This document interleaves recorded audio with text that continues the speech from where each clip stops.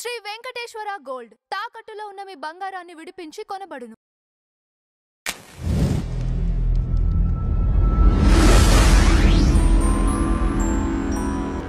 స్వామి కల్తీ నెయ్యి కేసులో ఈ వైవి సుబ్బారెడ్డి గారి పిఏది ఫస్ట్ అరెస్ట్ అనుకోవచ్చా? అంటే వాస్తవంగా కల్తీ నెయ్యి కేసులో ఇప్పటికీ డైరీ యజమానులు చాలా మంది అరెస్ట్ అయ్యారు, చాలా నెలలు జైల్లో ఉన్నారు. వాళ్ళు ప్రస్తుతం బెయిల్ మీద బయటకు కూడా రావడం జరిగింది. అయితే రాజకీయపరమైన అరెస్టులు అంటే పాలక మండలికి సంబంధించిన అరెస్టులు, విధాన నిర్ణయాలు తీసుకున్న వాళ్ళ అరెస్టులు వైవి సుబ్బారెడ్డి గారి పిఏ సోమన్నతోటి మొదలుగా మనం భావించవచ్చు. కారణం ఏంటి అంటే 2024 ఆగస్టు నెలలో నాడు ముఖ్యమంత్రిగా చంద్రబాబు నాయుడు గారు రాష్ట్ర వ్యాప్తంగా ఉన్న ఉన్నతాధికారులతోటి, కలెక్టర్లు, ఐపీఎస్ అధికారులతోటి జరుపుతున్న సమీక్షా సమావేశం సందర్భంగా తిరుమల శ్రీవారికి నైవేద్యంగా నివేదించే లడ్డూ తయారీలో వినియోగించే నెయ్యి కల్తీ నెయ్యి వాడారు. దాన్ని ఫుడ్ సేఫ్టీ అండ్ స్టాండర్డ్ అధికారులు, నేషనల్ డైరీ డెవలప్మెంట్ బోర్డు ల్యాబ్లో పరీక్షిస్తే అక్కడ కంటామినేటెడ్ క్వాంటిటీస్ దాంట్లో ఉన్నట్టుగా నిర్ధారణ అయింది అని చెప్పని ముఖ్యమంత్రి హోదాలో చంద్రబాబు నాయుడు గారు చేసిన ప్రకటన ఒక రకంగా కోట్లాది మంది శ్రీవారి భక్తుల్ని ఉలిక్కిపడేలా చేసింది.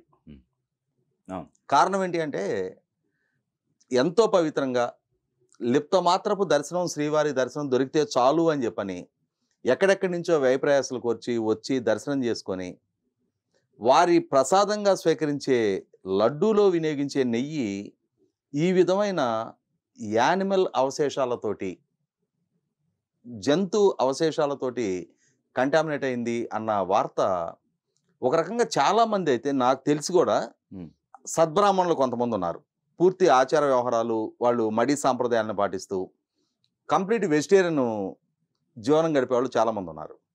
అటువంటి వాళ్ళు కొంతమందితో నేను మాట్లాడినప్పుడు వాళ్ళ కళ్ళల్లో నీళ్లు తిరగటం చూశాను నేను, కళ్ళ నీళ్ళ పర్యంతరం అవటం చూశాను నేను వాళ్ళని. ఓకే ఓకే అరే ఇటువంటి ప్రసాదం స్వీకరించడం వల్ల మా ఆచార వ్యవహారాలు కూడా మంట కలిసినాయి కదా అని చెప్పని వాళ్ళ ఆవేదన చెందడం చూశాను నేను. ఇటువంటి పరిస్థితుల్లో ఆందోళన చెలరేగటం, రాష్ట్ర ప్రభుత్వం సిట్టుని నియమించి విచారణ జరుపుతూ ఉంటాం. ఆ జరుపుతున్న విచారణ అసలు సిసల మూలాల్లోకి వెళ్ళి విచారణ జరుపుతున్న నేపథ్యంలో నాడు జగన్మోహన్ రెడ్డి గారు, వైవి సుబ్బారెడ్డి గారు, భూమన కరుణాకర్ రెడ్డి గారు లాంటి వాళ్ళు అసలు చంద్రబాబు నాయుడు గారు కోట్లాది మంది భక్తుల మనోభావాలను దెబ్బతీసే విధంగా, తిరుమల శ్రీవారి ప్రతిష్టను మంటగలిపే విధంగా మా మీద రాజకీయ కక్షతో ఈ విధమైన తప్పుడు ఆరోపణ చేస్తున్నారు అని చెప్పని రాజకీయంగా ఎదురుదాడి చేస్తూ రాష్ట్ర ప్రభుత్వం ద్వారా నియమించిన సిట్టు విచారణ మాకు ఆమోదయోగ్యం కాదు, ఆ విచారణ నిలుపుదల చేయండి అని చెప్పని సాక్షాత్తు వైవి సుబ్బారెడ్డి గారు సుప్రీంకోర్టుని అప్రోచ్ అయ్యారు. చివరికి సుప్రీంకోర్టు కూడా ముఖ్యమంత్రి హోదాలో చంద్రబాబు నాయుడు గారు ఆ విధమైన ప్రకటన చేయడం తొందరపాటేమోనని చెప్పని భావనకు రావడం కూడా జరిగింది. ఆ అభిప్రాయాన్ని కూడా వ్యక్తం చేయడం జరిగింది. అంతిమంగా రాష్ట్ర ప్రభుత్వ వాదంతో ఏకీభవించిన సుప్రీంకోర్టు సిబిఐ డైరెక్టర్కి పర్యవేక్షణ బాధ్యతలు అప్పచెప్తూ సిబిఐ డైరెక్టర్ ద్వారా నియమించబడిన 2 సిబిఐ అధికారులు, రాష్ట్ర ప్రభుత్వ పోలీసుల నుంచి 2 అధికారులు, అలాగే national food safety and standard విభాగానికి సంబంధించిన ఒక అధికారి సమక్షంలో ఈ విచారణ జరగాలి, వాళ్ళ పర్యవేక్షణలో ఈ విచారణ జరగాలి అని చెప్పని సుప్రీంకోర్టు ద్వారా నియమించబడ్డ కమిటీ ద్వారా విచారణ జరిపించారు. అలా జరిపించిన విచారణలో చాలా లొసుగులు బయటపడ్డాయి. బోలేబాబా డైరీ ద్వారా సరఫరా చేయబడ్డ నెయ్యిలో నాణ్యత లోపాలు కనిపెట్టారు. వాస్తవంగా 319 రూపాయల 80 పైసలకి ఆవు నెయ్యి సరఫరా దుస్సాధ్యం అని చెప్పని తెలుసున్నా కూడా అటువంటి డైరీలకి ఈ ఆర్డర్స్ కట్టబెట్టిన పాలక మండలి వ్యవహారశాల ఆ రోజు నుంచి చర్చనీయాంశమైంది.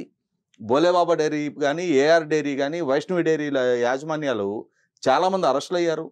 వాళ్ళకి సహకరించిన ఉద్యోగులు అరెస్ట్ అయ్యారు, జైలు పాలయ్యారు, నెలల తరబడి జైల్లో ఉన్నారు. పదే వాళ్ళ బెయిల్ పిటిషన్ రిజెక్ట్ అయిన తర్వాత అంతిమంగా వాళ్ళకి బెయిల్ దక్కడం జరిగింది. ఆనాటి నుంచి కూడా సరఫరా చేసిన డైరీ యజమానులు అరెస్ట్ అయ్యారు. కానీ అటువంటి కంటామినేటెడ్ క్వాలిటీ నెయ్యి సరఫరా చేయటానికి సహకరించిన నాటి పాలక మండలిలో చైర్మన్ కానీ, అలాగే ఎగ్జిక్యూటివ్ ఆఫీసర్ కానీ వాళ్ళని ఎందుకు విచారణ పరిధిలోకి తీసుకురాలేదు అని చెప్పని నాలాంటి వాళ్ళని కూడా చాలా సందర్భాల్లో ప్రశ్నలు లేవనెత్తాం. చాలా మీడియా చర్చల్లో నేను పదే పదే ఇదే ఇష్యూ రైజ్ చేసేవాడిని. ఎందుకంటే ఇక్కడ వాళ్ళకి ఈ బోలేబాబా డైరీకి ఈ టెండర్ కట్టబెట్టడానికి ప్రధానంగా దోహదం చేసిన ఫ్యాక్టర్స్ కొన్ని ఉన్నాయి. ఒకటి, మొట్టమొదటగా ఈ టెండర్ నిబంధనలు సరళీకరించారు. అంటే అంతకుముందు కర్ణాటక రైతు సమాఖ్యకు సంబంధించిన నందిని ప్రోడక్ట్ నెయ్యి సరఫరా చేసేవారు. వారు కూడా తిరుమల శ్రీవారి ప్రసాదంలో వినియోగించే నేపథ్యంలో తిరుమల శ్రీవారి పట్ల భక్తిభావంతో no profit no loss basis మీద 490 రూపాయలకి వాళ్ళు నెయ్యి సరఫరా చేస్తుంటే, అటువంటి బెస్ట్ క్వాలిటీ నెయ్యి కాకుండా లోయెస్ట్ ప్రైస్ ప్రాతిపదిక మీద సరఫరా చేయాలి అని చెప్పని బోర్డు ద్వారా నిర్ణయం తీసుకోవటం ఒక పెద్ద తప్పు. ఎందుకంటే శ్రీవారి ప్రసాదం తయారీకి వినియోగించే నెయ్యి బెస్ట్ క్వాలిటీ ప్రాతిపదిక మీదే తీసుకోవాలి. అక్కడ మీరు వీలైనంత తక్కువ ధరకి సరఫరా చేసే సరఫరాదారుడి కోసం వెతుకులాటం మొదలుపెట్టారు అని అంటే క్వాలిటీ దగ్గర కాంప్రమైజ్ అయినట్టే. ఆ మాత్రపు అవగాహన లేకుండా ఆ నిర్ణయం ఎందుకు తీసుకున్నారు అనేది $1 మిలియన్ ప్రశ్న. దానికి ఈ రోజు దాకా వైవి సుబ్బారెడ్డి వైపు నుంచి కానీ, భూమన కరుణాకర్ రెడ్డి వైపు నుంచి కానీ, నాడు టీటీడీ ఈవోగా పనిచేసిన ధర్మారెడ్డి వైపు నుంచి కానీ స్పష్టమైన వివరణ ఈ రోజు దాకా రాలా. తర్వాత ఇంకొక మేజరు సడలింపించింది ఏంటి అంటే 19,000 కేజీలు ప్రతిరోజు సరఫరా చేయాలి అని అంటే, 19 టన్నుల నెయ్యి ప్రతిరోజు సరఫరా చేయాలి అని అంటే సుమారుగా 2,50,000 లీటర్ల మిల్క్ ప్రాసెస్ చేయగలిగే డైరీ కలిగి ఉన్న సంస్థ మాత్రమే టెండర్లో పాల్గొనాలి అనేది ఒక క్లాజ్ ఉంది. కానీ వైవి సుబ్బారెడ్డి గారి నేతృత్వంలో ఉన్న పాలక మండలి టెండర్ నిబంధనలో ఇంత కెపాసిటీ డైరీ అనే నిబంధన తీసేశారు. తీసేసి డైరీ కాకుండా ట్రేడర్లకు అవకాశం కల్పించారు. వాస్తవంగా నందిని రైతు సమాఖ్య ద్వారా సేకరించిన నెయ్యి వాళ్ళు ఆ మిల్క్ ప్రాసెస్ చేసి నెయ్యి సరఫరా చేస్తారు. కానీ ఈ బోలేబాబా డైరీకి వాళ్ళకి డైరీయే లేదు. వాళ్ళు ఎక్కడ మిల్క్ ప్రొక్యూర్ చేస్తున్నారో నిర్ధారణ కాలేదు. వాళ్ళు ఎక్కడ ఈ మిల్క్ ప్రాసెస్ చేస్తున్నారో నిర్ధారణ కాలేదు. కానీ వాళ్ళ ద్వారా ఇంత క్వాంటిటీ నెయ్యి వాళ్ళు సరఫరా చేసే కాంట్రాక్ట్ వాళ్ళకి అప్పచెప్పారు అని అంటే వాళ్ళు ఎటువంటి నెయ్యి సరఫరా చేస్తారనే కనీస మాత్రపు అవగాహన లేకుండా వాళ్ళకి ఆ విధమైన నిబంధన కట్టబెట్టారు. ఇంకొకటి కూడా ఏంటంటే, కర్ణాటక డైరీ తర్వాత మళ్ళీ అంతటి స్థాయిలో నెయ్యి సరఫరా చేయగలిగే సామర్థ్యం పంజాబ్ డైరీ సంస్థకు ఉంది. కానీ పంజాబ్ నుంచి కనుక ప్రతి రోజు ఇక్కడ వరకు బై రోడ్డు ట్రాన్స్పోర్ట్ చేయడం ఇబ్బందికరం అనే ఉద్దేశంతో డిస్టెన్స్ నిబంధన కూడా, అంటే ఇన్ని కిలోమీటర్ల లోపు ఉన్న డైరీలు మాత్రమే పాల్గొనాలి. కారణం ఏంటి అంటే ఎప్పటికప్పుడు ఫ్రెష్ నెయ్యి శ్రీవారికి అందాలి అనే ఉద్దేశంతో వీలైనంత తక్కువ దూరం అని చెప్పిన ఉన్న నిబంధన కూడా సడలించి ఎక్కడో డెహ్రాడూన్లో ఉన్న బోలేబాబా డైరీ నుంచి ప్రతిరోజు సరఫరా చేసే విధంగా ఒప్పందం ఖరారు చేసుకున్నారు.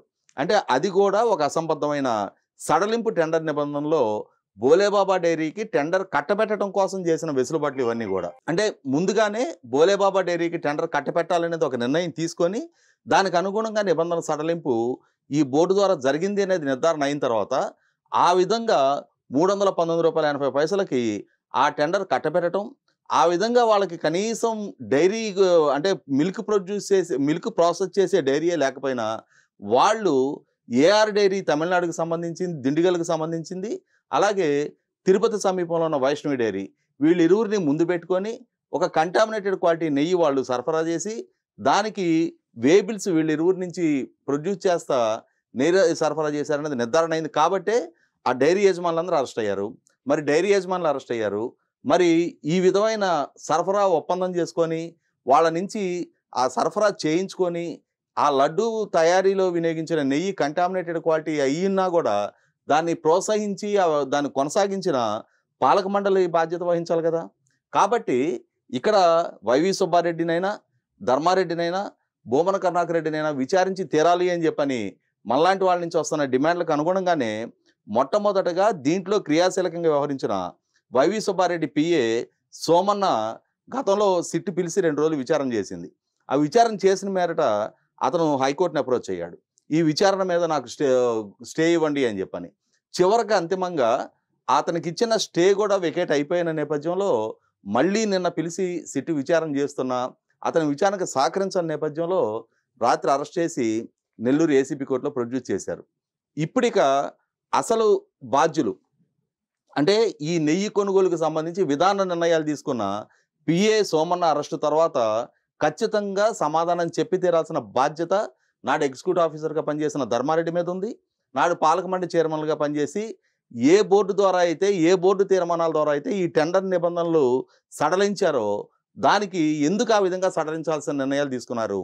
కర్ణాటక రైతు సమాఖ్య సప్లై చేస్తున్న నెయ్యిని కాదు అని చెప్పని అసలు డైరీయే లేని 490 రూపాయలకి కానీ బెస్ట్ క్వాలిటీ నెయ్యి సరఫరా చేయడం సాధ్యం కాదు అనేది మార్కెట్లో నిర్ధారణ అవుతున్నా కూడా 319 రూపాయలకి ఏ విధంగా నెయ్యి సరఫరా చేయగలరు అని చెప్పని వాళ్ళ నుంచి మీరు ఒప్పందం చేసుకున్నారు అని సమాధానం చెప్పించి తీరాల్సిన బాధ్యత కూడా ఉంది.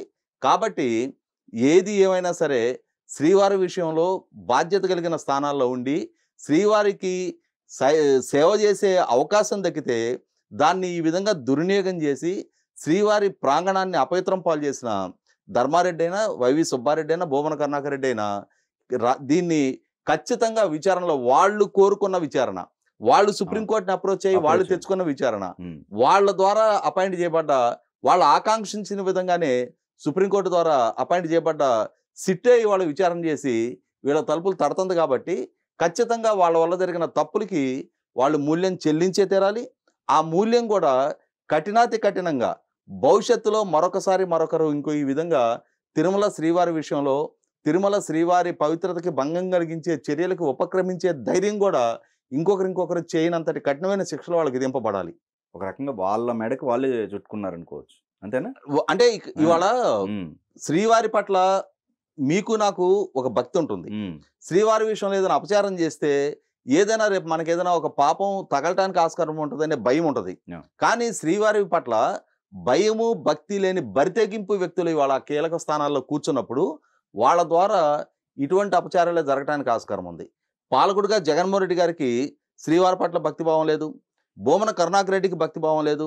ధర్మారెడ్డి కూడా శ్రీవారి దగ్గర తనకు దొరికిన అవకాశాన్ని జగన్మోహన్ రెడ్డి రాజకీయ ప్రయోజనాల కోసం జగన్మోహన్ రెడ్డి కేసుల విచారణల నుంచి అతనికి వెసులుబాట్లు కల్పించుకోవటం ఒక లాబీ కేంద్రంగా తిరుమల తిరుపతి దేవస్థానాన్ని వాడుకున్నారు తప్ప అసలు సిసల భక్తిభావంతో వాళ్ళు వ్యవహరించలేదనేది తెలుసు. కాబట్టి ఇవాళ ఆదాయ సముపార్జనగా భూమన కరుణాకర్ రెడ్డి వినియోగించుకున్నాడు. అలాగే ధర్మారెడ్డి కూడా తన అధికార దుర్వినియోగానికి పాల్పడ్డాడు. ఇవాళ ఆ చర్యలకు అన్నిటికి కూడా వాళ్ళకు వాళ్లే మూల్యం చెల్లించుకొని తీరాల్సిన పరిస్థితులు కళ్ళ ముందుకు వస్తూ ఉన్నాయి. స్వామి, ఇక్కడ మేజర్గా ఇప్పుడు మీరు చెప్పిన 3 పేర్లలో సుబ్బారెడ్డి గారు ప్రధానంగా ఉంటారా? ఆ రోజు టెండర్ నిబంధనలు సరళించిన రోజున సుబ్బారెడ్డి గారు ఉన్నారు. బోలేబాబా డైరీ నుంచి నెయ్యి సరఫరా అయిన రోజున వాస్తవంగా వైవి సుబ్బారెడ్డి గారి హయాంలో కూడా నెయ్యి సరఫరా జరిగింది. సరఫరా జరిగితే ఆ రోజు టీటీడీ వాళ్ళు టెస్ట్ చేసి ఇది కంటామినేటెడ్ క్వాలిటీ వస్తుంది అని చెప్పి నిర్ధారణ చేసుకొని ఆ నెయ్యి సరఫరా ఆపించారు. ఆపించిన దాన్ని మళ్ళీ పునఃప్రారంభింపజేసిన నేపథ్యం భూమన కరుణాకర్ రెడ్డిది. కాబట్టి వాళ్ళ వైవి సుబ్బారెడ్డి అయినా భూమన కరుణాకర్ రెడ్డి అయినా ఇరువురు సందర్భాల్లో కూడా ఎగ్జిక్యూటివ్ ఆఫీసర్గా కొనసాగిన వ్యక్తి ధర్మారెడ్డి. కాబట్టి ఇక్కడ ఖచ్చితంగా ధర్మారెడ్డి అయినా వీరిరువురైనా సరే సమాధానం సంజాషి ఇచ్చే తీరాలి. ఈ మధ్య చూసాం మనం, భూమన కరుణాకర్ రెడ్డి చంద్రబాబు నాయుడు గారి ద్వారా ఈ ఆరోపణ చేయబడిన తర్వాత నేను అఖిలాండం దగ్గర దీపమార్పి ప్రమాణం చేస్తాను తడిగొడ్డలతో అని చెప్పని అతను చేసిన ప్రహసనం చూసాం మనం. ఇవాళ ఆలయం ముందు ప్రమాణం చేస్తేనో దీపాలు ఆర్పితేనో మీ నిజాయితీ మీ నిబద్ధత నిర్ధారణ అయినట్టు కాదు. ఇవాళ విచారణలో తేటతనం అవుతున్న ఒక్కొక్క వాస్తవం మీ వైపు వేళ్ళెత్తి చూపబడుతున్న నేపథ్యంలో బాధ్యత కలిగిన స్థానాల్లో ఉండి ఆ రోజు మీరు తీసుకున్న తప్పుడు నిర్ణయాల పర్యవసానం ఇవాళ మీకు మీరే ఆనాడు చేసిన తప్పులకి తగిన మూల్యం చెల్లించుకోవాల్సిన పరిస్థితులు మీకు మీరే సృష్టించుకున్నారు.